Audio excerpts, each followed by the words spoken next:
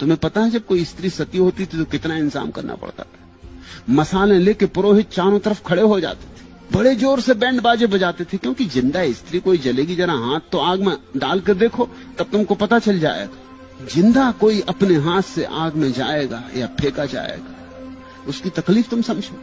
और उस पति के लिए जिसके साथ जिंदगी में कुछ मिला भी नहीं और अब मौत में ये मिल रहा है, उस पति के साथ जिसके साथ जिंदगी एक गुलामी थी और मौत में अब ये आखिरी नरक झेलना पड़ रहा है। दोनों तरफ मसाल लिए खड़े होते थे कि स्त्री अगर भागने लगे तो मसालों से धक्के देकर उसको वापस आग में डाल देते थे। भागेगा ही कोई, जरा तुम खुद ही सोचो।